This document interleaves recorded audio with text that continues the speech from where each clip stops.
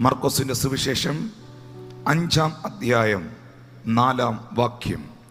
പലപ്പോഴും അവനെ വിലങ്ങും ചങ്ങലയും കൊണ്ട് ബന്ധിച്ചിട്ടും അവൻ ചങ്ങല വലിച്ചു പൊട്ടിച്ചും വിലങ്ങ് ഉരുമി ഓടിച്ചും കളഞ്ഞു. ആർക്കും അവനെ അടക്കുവാൻ കഴിഞ്ഞില്ല. അവനെ വിലങ്ങും ചങ്ങലയും കൊണ്ട് ബന്ധിച്ചിട്ടും അവൻ ചങ്ങല വലിച്ചു പൊട്ടിച്ചും വിലങ്ങ് ഉരുമി ഒടിച്ചും കളഞ്ഞു. ആർക്കും അവനെ അടക്കുവാൻ കഴിഞ്ഞില്ല. മർക്കോസിന്റെ സുവിശേഷം 5-ാം അധ്യായത്തിന് 43 വാക്യങ്ങൾ ഉണ്ട്. മർക്കോസ് സുവിശേഷം 5-ാം അധ്യായത്തിന് 43 വാക്യങ്ങളുണ്ട്. ഈ 43 വാക്യങ്ങൾക്കകത്ത് 3 സംഭവങ്ങൾ നിങ്ങൾക്ക് കാണാം. 3 ഇൻസിഡൻസുകൾ. ഒന്നാമത്തെ സംഭവം, അതിൻ്റെ 1 മുതലുള്ള വാക്യം വായിക്കുക. അവർ കടലിന്റെ അക്കരെ ഗദരദേശത്തെത്തി. പടകിൽ നിന്ന് ഇറങ്ങിയ ഉടനെ അശുദ്ധാത്മാവുള്ള ഒരു മനുഷ്യൻ കല്ലറകളിൽ നിന്ന് വന്ന് അവനെ എതിരേറ്റു. അവന്റെ പാർപ്പ് കല്ലറകളിൽ ആയിരുന്നു. ആർക്കും അവനെ ചങ്ങല കൊണ്ട് പോലും ബന്ധിച്ചു കൂടാഞ്ഞു. പലപ്പോഴും അവനെ വിലങ്ങും ചങ്ങലയും കൊണ്ട് ബന്ധിച്ചിട്ടും അവൻ ചങ്ങല വലിച്ചു പൊട്ടിച്ചും വിലങ്ങ് ഉരുമി ഓടിച്ചു കളഞ്ഞു. ആർക്കും അവനെ അടക്കുവാൻ കഴിഞ്ഞില്ല. കണ്ടോ, ഒന്നാമത്തെ സംഭവത്തിൽ ആർക്കും അടക്കുവാൻ കഴിയാത്ത, ആർക്കും ഹാൻഡിൽ ചെയ്യാൻ കഴിയാത്ത, ആർക്കും കൈകാര്യം ചെയ്യാൻ കഴിയാത്ത മാനസിക രോഗിയായ, ദുരാത്മബാധിതനായ ഒരു ചെറുപ്പക്കാരൻ. രണ്ടാമത്തെ വിഷയം, വാക്യം 25. 12 സംവത്സരമായിട്ട് രക്തസ്രവമുള്ളവളായി പല വൈദ്യന്മാരാലും ഏറിയോന്ന് സഹിച്ച് തനിക്കുള്ളതൊക്കെ ചെലവഴിച്ചിട്ടും ഒട്ടും ഭേദം വരാതെ ഏറ്റവും പരവശയായി തീർന്നിരുന്ന ഒരു സ്ത്രീ. 12 വർഷമായി വീടും വസ്തുവും എഴുതി വിറ്റ് ചികിത്സിച്ചിട്ടും പല വൈദ്യന്മാരെ കണ്ടിട്ടും ഒട്ടും രോഗത്തിന് ഭേദം വരാത്ത, ശരീരത്തിൽ നിന്ന് രക്തം വാർന്നു പോകുന്ന, ശരീരത്തെ ക്ഷയിപ്പിച്ചു കളയുന്ന രക്തസ്രവമുള്ള ഒരു സ്ത്രീ. അവളുടെ വിഷയം, പല ട്രീറ്റ്മെന്റുകൾ നടത്തിയിട്ടും പല ഡോക്ടേഴ്സിനെ കണ്ടിട്ടും മുതൽ മുഴുവൻ വിറ്റ് ചികിത്സിച്ചിട്ടും അവൾക്ക് സൗഖ്യമുണ്ടായില്ല എന്ന് വചനത്തിൽ കാണുന്നു. മൂന്നാമത്തെ വിഷയം വാക്യം 35-36. ഇങ്ങനെ പറഞ്ഞുകൊണ്ടിരിക്കുമ്പോൾ തന്നെ പള്ളിപ്രമാണിയുടെ വീട്ടിൽ നിന്ന് ആൾ വന്നു. നിന്റെ മകൾ മരിച്ചുപോയി, ഗുരുവിനെ ഇനി അസഹ്യപ്പെടുന്നത് എന്തിന് എന്ന് പറഞ്ഞു.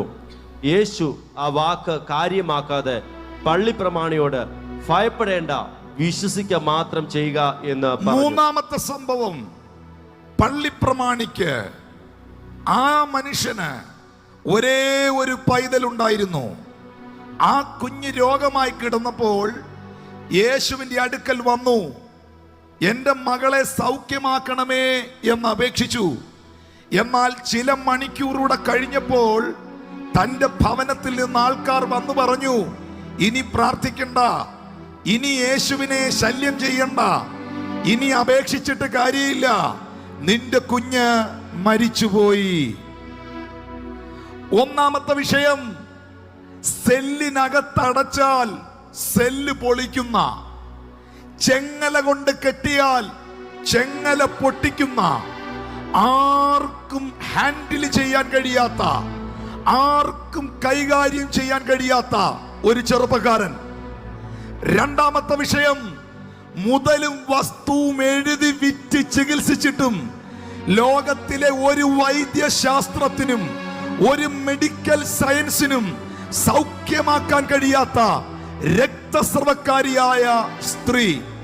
മൂന്നാമത്തെ വിഷയം, രോഗം വന്ന് മരിച്ചുപോയ, അടക്കുവാൻ വെച്ചിരിക്കുന്ന ഒരു ശവശരീരം. നിങ്ങൾ ഈ 3 വിഷയം നോക്കിയേ. ഈ 3 കേസും മനുഷ്യർക്ക് ഹാൻഡിൽ ചെയ്യാൻ കഴിയാത്തതാണ്. ചെങ്ങല കൊണ്ട് കെട്ടിയാൽ ചെങ്ങല പൊട്ടിക്കുന്ന, സെല്ലിനകത്തടച്ചാൽ സെല്ല് പൊളിക്കുന്ന ഈ ചെറുപ്പക്കാരനെ ആർക്ക് കൈകാര്യം ചെയ്യാൻ കഴിയും? മുതലും വസ്തുവും എഴുതി വിറ്റ് ചികിത്സിച്ചിട്ടും സൗഖ്യം കിട്ടാത്ത ഈ സഹോദരിയെ ഇവളുടെ രോഗത്തെ ഇനി ആർക്ക് ഹാൻഡിൽ ചെയ്യാൻ കഴിയും? മരിച്ചിട്ട് അടക്കാൻ പെട്ടിക്കകത്ത് വെച്ചിരിക്കുന്ന ഡെഡ് ബോഡി, ശവശരീരത്തെ ഇനി ആർക്ക് വിടുവിക്കാൻ പറ്റും? മനുഷ്യർക്കാർക്കും കൈകാര്യം ചെയ്യാൻ കഴിയാത്ത, മനുഷ്യർക്കാർക്കും ഹാൻഡിൽ ചെയ്യാൻ കഴിയാത്ത 3 വിഷയങ്ങൾ. എന്നാൽ ഇന്ന് ഇവിടെ ഇരിക്കുന്നവർ കേട്ടുകൊള്ളുക, ആർക്കും ഹാൻഡിൽ ചെയ്യാൻ കഴിയാത്ത, ആർക്കും കൈകാര്യം ചെയ്യാൻ കഴിയാത്ത ഈ 3 വിഷയവും കൈകാര്യം ചെയ്ത ഒരുവനുണ്ട്. ഈ 3 കേസും എടുത്ത ഒരുവനുണ്ട്. ഇന്ന് പകൽ അത് വിശ്വസിക്കുന്നവർ ശബ്ദമുയർത്തി വായ് തുറന്ന് ദൈവത്തെ സ്തുതിക്കാമോ? എനിക്ക് ഹാൻഡിൽ ചെയ്യാൻ കഴിയാത്തതിനെ, എനിക്ക് കൈകാര്യം ചെയ്യാൻ കഴിയാത്തതിനെ, എനിക്ക് അസാധ്യമായതിനെ ഇന്ന് പകൽ സാധ്യമാക്കുന്ന ഒരു യേശു എനിക്കുണ്ടെന്ന് ഉറപ്പുള്ളവർ കൈകൾ അടിച്ച് ആധരം തുറന്ന് കർത്താവിന് നന്ദി പറ. ചെങ്ങല കൊണ്ട് കെട്ടിയാൽ ചെങ്ങല പൊട്ടിക്കുന്ന, സെല്ലിനകത്തടച്ചാൽ സെല്ല് പൊളിക്കുന്ന, ആർക്കും അടക്കാൻ കഴിയാത്ത ഈ ചെറുപ്പക്കാരനെ ഒറ്റ നിമിഷം കൊണ്ട് യേശു പുതുതാക്കി തീർത്തില്ലേ? 12 വർഷമായി ട്രീറ്റ്മെന്റ് നടത്തിയിട്ടും, 12 വർഷമായി കാണാവുന്ന മുഴുവൻ ഡോക്ടർമാരെ കണ്ടിട്ടും, 12 വർഷമായി സകല ഹോസ്പിറ്റലുകളും കയറി ഇറങ്ങിയിട്ടും ഒരു ഇഞ്ച് സൗഖ്യം കിട്ടാത്തവൾ അവന്റെ വസ്ത്രത്തിന്റെ തൊങ്കലിൽ തൊട്ടപ്പോൾ സൗഖ്യമായില്ലേ? നിനക്ക് അനുഭവം ഉണ്ടോ ഈ കർത്താവിനെ? നിനക്ക് അനുഭവം ഉണ്ടെങ്കിൽ നീ ആരാധിക്കും. അനുഭവം ഇല്ലാത്തവർ ചലിക്കത്തില്ല, അനുഭവം ഇല്ലാത്തവർ മിണ്ടത്തില്ല, അനുഭവമുള്ളവർ അടങ്ങിയിരിക്കത്തില്ല. കാരണം അവർക്കറിയാം എന്റെ ദൈവം എനിക്ക് കൈകാര്യം ചെയ്യാൻ കഴിയാത്തതിനെ കൈകാര്യം ചെയ്യുന്നവനാണെന്ന്. എന്റെ ദൈവം എനിക്ക് അസാധ്യമായതിനെ സാധ്യമാക്കുന്നവനാണെന്ന്. എന്റെ ദൈവം എന്റെ മുമ്പിൽ അടഞ്ഞ വഴികളെ അവൻ തുറക്കുന്നവനാണെന്ന് വിശ്വസിക്കുന്നവർ ശബ്ദമുയർത്തി ഹല്ലേലൂയ. എന്റെ പ്രിയ സഹോദരങ്ങളെ, എവിടെ അസാധ്യതകളുണ്ടോ അവിടെ സാധ്യതകൾ കൊണ്ടുവരുന്നൊരു ദൈവമുണ്ട്. എവിടെ ഇംപോസിബിൾ എന്നൊരു വേർഡുണ്ടോ അവിടെ അതിനെ പോസിബിൾ ആക്കുന്ന ഒരു ദൈവമുണ്ട്. കന്യകയായ മറിയ ദൂതനോട് ചോദിച്ചു, ഞാൻ അവിവാഹിതയാണ്, ഞാൻ വിവാഹം കഴിച്ചിട്ടില്ല, പിന്നെ എങ്ങനെ എന്റെ ഉദരത്തിൽ ഒരു കുഞ്ഞ് ജനിക്കും? എങ്ങനെ ഇത് സംഭവിക്കും? ഇതെങ്ങനെ നടക്കും? ഇതെങ്ങനെ നടക്കും? ഇതെങ്ങനെ സംഭവിക്കും എന്ന് ചോദിക്കുന്ന സകല മനുഷ്യരുടെയും ചോദ്യത്തിന് ഉത്തരമായി ദൂതൻ പറഞ്ഞു, ദൈവത്തിന് ഒരു കാര്യവും അസാധ്യം അല്ലല്ലോ.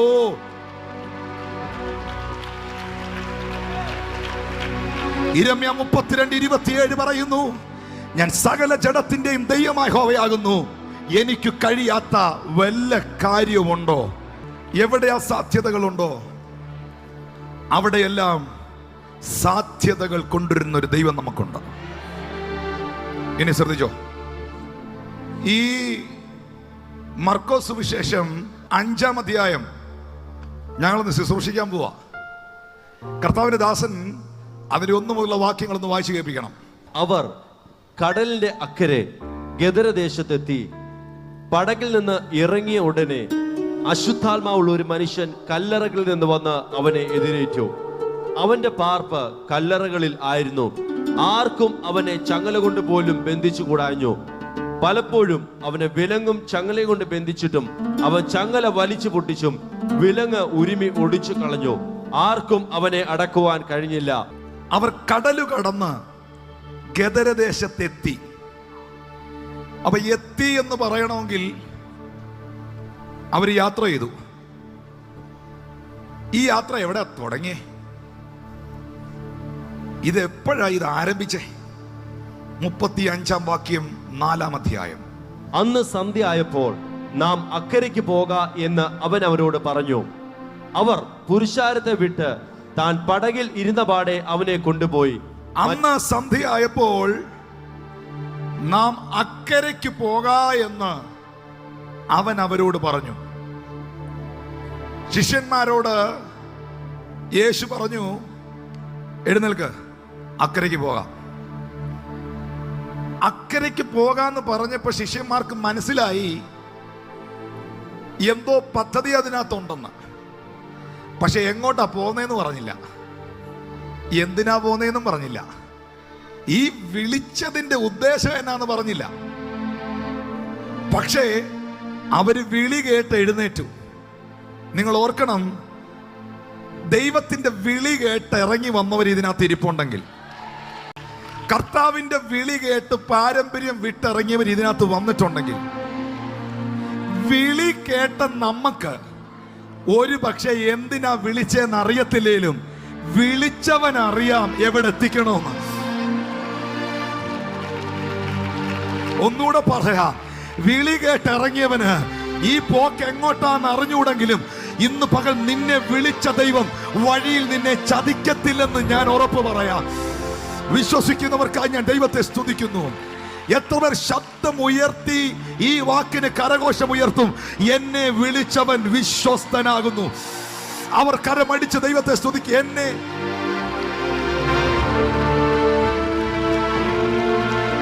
വിളിച്ചവൻ വിശ്വസ്തന. ഹലോ, അയ്യോ ഞാൻ പാരമ്പര്യം വിട്ടിറങ്ങി, എന്റെ പള്ളി വിട്ടിറങ്ങി, എന്റെ സംഘടന വിട്ടിറങ്ങി, എന്റെ കുടുംബക്കാർ, എന്റെ വീട്ടുകാർ. അയ്യോ, അബ്രഹാമിനോട് ദൈവം പറഞ്ഞു, അബ്രഹാമേ, നിന്നെ ഞാൻ കാണിക്കാനിരിക്കുന്ന ദേശത്തേക്ക് പോകുക. എങ്ങോട്ട് പോകണം? കാണിക്കാനിരിക്കുന്ന ദേശത്തേക്ക് പോകുക. കൊണ്ടോട്ടി എന്നും കൊയിലാണ്ടി എന്നും കൊട്ടാരക്കര എന്നും കന്യാകുമാരി എന്നും കാശ്മീർ എന്നും കാസർഗോഡ് എന്നും ഒക്കെ ഒരു പക്ഷേ അബ്രഹാം കേട്ടിട്ടുണ്ടായിരിക്കാം. പക്ഷെ ആദ്യമായിട്ട് കേൾക്കുക, കാണിക്കാനിരിക്കുന്ന സ്ഥലം.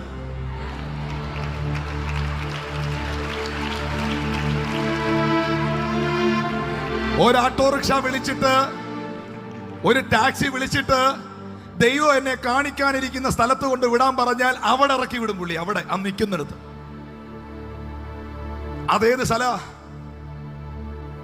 അബ്രഹാം ഇറങ്ങി തിരിച്ചപ്പോ പല ചോദ്യങ്ങൾ വന്നു കാണും. അബ്രഹാമേ, ദൈവം പറഞ്ഞത് കേട്ട് നീ ഇങ്ങനെ ഇറങ്ങിപ്പോയാ എങ്ങോട്ടാ പോകുന്നേ, എന്തിനാ പോകുന്നതെന്നൊന്നും അറിയാതെ ഈ വിളിയും കേട്ട് ഇനി ഇറങ്ങി വന്ന നിന്റെ ഭാവി എന്നാകും? നിന്റെ ജീവിതം എന്നാകും? അബ്രഹാമിനെ ഒന്ന് ശ്രദ്ധിക്കണം. എങ്ങോട്ടാ പോകുന്നതെന്ന് അവൻ അറിയത്തില്ല, എന്തിനാ പോകുന്നതെന്നും അറിയത്തില്ല. ഒരുപക്ഷെ പലരും ചോദിച്ചു കാണും. എന്റെ ഭാവനയിൽ ഞാൻ പറയാ, ഇങ്ങനെ പോയാൽ നിന്റെ മകൻ ഇസഹാക്കിന്റെ കല്യാണം ഏത് പള്ളിയിൽ വെച്ച് നടത്തും? നീ മരിച്ചാൽ നിന്നെ എവിടെ കുഴിച്ചിടും? ഇങ്ങനെ പോയാൽ നീ എവിടെ എത്തും? നിന്റെ കൂടെ ആര് കാണും? അബ്രഹാം പറഞ്ഞു കാണും, എന്നെ മരിച്ചാൽ എവിടെ അടക്കും എന്ന് എനിക്കറിയത്തില്ല, പക്ഷേ ഞാൻ എവിടെ എത്തും എന്ന് എനിക്കറിയാം. ഇന്ന് പകലിൽ ചിലരെ എവിടെ അടക്കുമെന്ന് അവർക്കറിയാം, പക്ഷെ എവിടെ എത്തുമെന്ന് അവർക്കറിയത്തില്ല. ആ ഉറപ്പ് ലഭിച്ച ദൈവമക്കൾ, നിത്യതയുടെ ഉറപ്പ് ലഭിച്ചവർ ശബ്ദം ഉയർത്തി ദൈവത്തെ സ്തുതിക്കാം.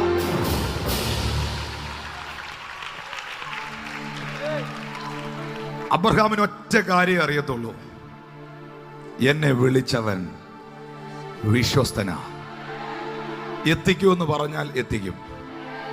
എഴുന്നേൽക്കാൻ നമുക്ക് അക്കരയ്ക്ക് പോകാം എന്ന് ശിഷ്യന്മാരോട് പറഞ്ഞപ്പോ എവിടേക്കാ പോന്നേന്ന് ചോദിക്കാൻ തുനിഞ്ഞില്ല. അവർക്കറിയാം കർത്താവ് വിളിച്ചവന്റെ അകത്തൊരു പ്ലാൻ ഉണ്ടെന്ന്. ഇന്ന് പകൽ ദൈവം എന്നോട് ഇടപെട്ട സന്ദേശം എത്ര ശക്തമാ! ദൈവത്തിന്റെ ശാന്തത.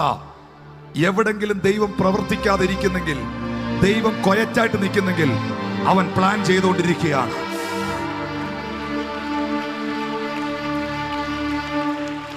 ശബ്ദമുയർത്തി ദൈവത്തെ സ്തുതിക്കാമോ? ഹല്ലേലൂയ. ശ്രദ്ധിക്കാം, ഇവർ കടല് കടന്ന ഗദരദേശത്തെത്തി. പക്ഷേ ഈ യാത്ര എന്നാ ദുർഘടമായിരുന്നറിയോ?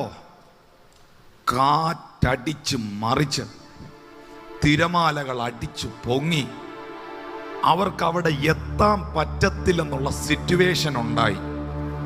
മുമ്പോട്ട് പോകാൻ പറ്റത്തില്ല എന്ന സാഹചര്യം ശത്രു വെളിപ്പെടുത്തുമ്പോൾ ഭയക്കരുത്, എത്തിക്കാം എന്ന് പറഞ്ഞവനൊപ്പം ഉണ്ട്.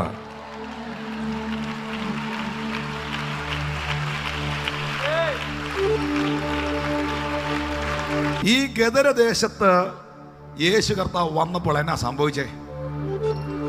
പടകിൽ നിന്ന് ഇറങ്ങിയ ഉടനെ അശുദ്ധാത്മാവുള്ള ഒരു മനുഷ്യൻ കല്ലറകളിൽ നിന്ന് വന്ന് അവനെ എതിരേറ്റു. അപ്പോ ഈ സ്ഥലത്ത് യേശു കർത്താവ് വേറെ ഒരു മിനിസ്ട്രിയും ചെയ്തതായിട്ട് കാണുന്നില്ല. ഈ കടല് കടന്ന് യേശു ഗദരദേശത്ത് പോയത് ഈ ഒരൊറ്റ ചെറുപ്പക്കാരനെ വിടുവിക്കാനാണ്. ഒരു യഹൂദന് പോകാൻ പാടില്ലാത്ത ശമരിയ പട്ടണത്തിൽ യേശു കർത്താവ് പോയത് ഒരു ശമരിയക്കാരി സ്ത്രീയെ വിടുവിക്കാനാണ്. ഇത്രയും സഫർ ചെയ്ത്, ഇത്രയും ത്യാഗം സഹിച്ച് യേശു അവിടെ ചെന്നിട്ട് പ്രസംഗമൊന്നും നടത്തിയില്ലെന്ന്. അവിടെ ചെന്നിട്ട് 10,000-ങ്ങളോടൊന്നും സംസാരിച്ചില്ല. ഈ ഒരൊറ്റ ചെറുപ്പക്കാരനെ വിടുവിച്ച് കർത്താവ് തിരിച്ചു പോവായിരുന്നു. അങ്ങനെങ്കിൽ ഓർക്കുക, ഇവിടെ ഇരിക്കുന്ന ഓരോ വ്യക്തികളും എൻ്റെ യേശുവിന് വിലപ്പെട്ടവരാണ്, വിലപ്പെട്ടവർ. ഒരു വലിയ ക്രൗഡ് കണ്ടിട്ട് ഇറങ്ങി വരുന്നവനല്ല ദൈവം. ഹൃദയം നുറുങ്ങിയവർക്ക് അവൻ സമീപസ്ഥനാണ്. ഇനി ശ്രദ്ധിച്ചേ, വാസ്തവത്തിൽ യേശു കർത്താവാണ് ഈ ചെറുപ്പക്കാരനെ കാണാൻ ഗദരദേശത്ത് പോയത്. പക്ഷെ ബൈബിൾ എന്നാ പറയുന്നേ? ഭൂതഗ്രസ്തൻ യേശുവിനെ എതിരേറ്റെന്നല്ലേ? എന്ന് പറഞ്ഞ കാണാൻ പോയവനല്ല ആദ്യം കണ്ടത്, കാത്തിരുന്നവനാണ്. നിങ്ങളുടെ വീട്ടിൽ ഉച്ചയ്ക്ക് 2 മണിക്കൊരു ഗസ്റ്റ് വരും, ഒരു വിരുന്നുകാരൻ വരും, ഒരു കൂട്ടുകാരൻ വരും, ഒരു അതിഥി വരും എന്ന് നിങ്ങൾക്ക് ഫോൺ വന്നിട്ടുണ്ടെങ്കിൽ നിങ്ങൾ ആ വ്യക്തിയെ കാത്തിരിക്കും. ആ വ്യക്തി നിങ്ങളെ കാണുന്നതിന് മുൻപ് സിറ്റ് ഔട്ടിൽ നിന്നോ ഗേറ്റിന്റെ അവിടെ നിന്നോ ആ മനുഷ്യന്റെ വാഹനം വരുന്നത് നിങ്ങളായിരിക്കും ആദ്യം കാണുന്നത്. യേശുവാണ് ഭൂതഗ്രസ്തനെ വിടുവിക്കാൻ പോയത്. പക്ഷെ ഭൂതഗ്രസ്തനാണ് യേശുവിനെ വെൽക്കം ചെയ്തത്. അപ്പൊ ഇതിനകത്ത് എന്തോ ഒരു സംഭവം ഉണ്ടല്ലോ. ഇവൻ എങ്ങനെ അറിഞ്ഞു യേശു വരുന്നുണ്ടെന്ന്? ഇവൻ എങ്ങനെ അറിഞ്ഞു കർത്താവ് വരുന്നുണ്ടെന്ന്? നിങ്ങൾക്കറിയുമോ? 6000 ഭൂതങ്ങൾ ഇവന്റെ ശരീരത്തിലുണ്ട്. ലഗ്യോൻ, ദുരാത്മാക്കൾ. മനുഷ്യന്റെ ശരീരം എന്ന് പറയുന്നത് 1 കൊരിന്ത്യർ 3:16 പൗലോസ് പറയുന്നു, അത് ദൈവത്തിന്റെ മന്ദിരമാണ്. ദൈവം വസിക്കുന്ന ഭവനമാണ് നിങ്ങളുടെ ശരീരം. ദൈവം വസിക്കുന്നത് കോവിലുകളിൽ അല്ല. ദൈവം വസിക്കുന്നത് പള്ളികളിൽ അല്ല. ദൈവം വസിക്കുന്നത് കെട്ടിടത്തിനകത്തല്ല. ദൈവം വസിക്കുന്നത് ചില്ലുകൂടിനകത്തല്ല. ദൈവം വസിക്കുന്നത് നിന്റെ ഉള്ളിലാണ്. എന്റെ ശരീരം ദൈവത്തിന്റെ മന്ദിരമാണ്. എന്നാൽ ദൈവം വസിക്കേണ്ട, ദൈവത്തിന്റെ ആത്മാവ് വസിക്കേണ്ട അവന്റെ ശരീരത്തിൽ ഇപ്പോൾ അവകാശം പറഞ്ഞിരിക്കുന്നത് 6000 ഭൂതങ്ങളാണ്. ദുരാത്മാക്കൾക്ക് കയറി വരുവാനുള്ള വാതിൽ അവന്റെ ജീവിതത്തിൽ എവിടെയോ അവൻ തുറന്നതിനാൽ ആ ദുരാത്മാക്കൾ അവനെ അറ്റാക്ക് ചെയ്തു. ശ്രദ്ധിച്ചു കേൾക്കണം. ദൈവം എങ്ങനെയാണ് നമ്മുടെ ആത്മാവിലേക്ക് വരുന്നത്? കണ്ടാലും ഞാൻ വാതിൽക്കൽ നിന്ന് മുട്ടുന്നു, എന്റെ ശബ്ദം കേട്ട് വാതിൽ തുറന്നാൽ ഞാൻ അകത്തു വരും. ഹൃദയത്തിന്റെ ആത്മാവിന്റെ വാതിൽ യേശുവിന് വേണ്ടി നിങ്ങൾ തുറന്നു കൊടുക്കുമ്പോഴാണ് യേശു നിങ്ങളുടെ ജീവിതത്തിൽ വരുന്നത്. നിങ്ങളുടെ വീടിന്റെ കതക് സന്ധ്യയ്ക്ക് തുറന്നിട്ടിരുന്നാൽ, സന്ധ്യാസമയത്ത് വീടിന്റെ കതക് തുറന്നിട്ടിരുന്നാൽ വണ്ട്, ഈച്ച, കൊതുക്, ആവശ്യമില്ലാത്ത പ്രാണികളെല്ലാം വീട്ടിനകത്തേക്ക് കയറും. കതക് തുറന്നിട്ടാൽ ആമീൻ അതുവഴി വന്ന് ചിലത് കയറും. മനുഷ്യനെ ക്ഷണിച്ചാൽ കയറും, കള്ളൻ ക്ഷണിക്കാതെ കയറും. ദുരാത്മാക്കൾ എങ്ങനെയാണ് എൻ്റർ ചെയ്യുന്നത്? യേശുവിനെ വിളിച്ചാലേ അവൻ വരത്തുള്ളൂ, അവനെ ക്ഷണിച്ചാലേ അവൻ വരത്തുള്ളൂ. അവനെ ക്ഷണിക്കാത്തടുത്തെങ്ങും അവൻ പോയിട്ടില്ല. കാനാവിലെ കല്യാണത്തിന് അവനെ ക്ഷണിച്ചു. അവൻ ആ കല്യാണത്തിന് ചെന്നു. അവനെ ക്ഷണിക്കാത്തടുത്ത് അവൻ പോയിട്ടില്ല. അവനിൽ വിശ്വസിക്കാത്തവർക്ക് വേണ്ടി അവൻ പ്രവർത്തിച്ചിട്ടില്ല. പക്ഷെ പിശാച് അങ്ങനെയല്ല, സാത്താൻ അങ്ങനെയല്ല. അവന് കയറി വരാൻ, ജീവിതത്തിൽ എവിടെങ്കിലും നിന്റെ ജീവിതത്തിൽ ഏതെങ്കിലും പാപത്തിന്റെ വാതിൽ തുറന്നിട്ടിരുന്നാൽ അവൻ അതുവഴി കയറി വരും, നിന്റെ അകത്ത് കയറി വരും. ഇന്ന് പകൽ ശത്രു കയറി വരുന്ന സകല വാതിലുകളെയും സ്വർഗം അടയ്ക്കുന്ന ഒരു പകലായി ഈ പകൽ മാറട്ടെ.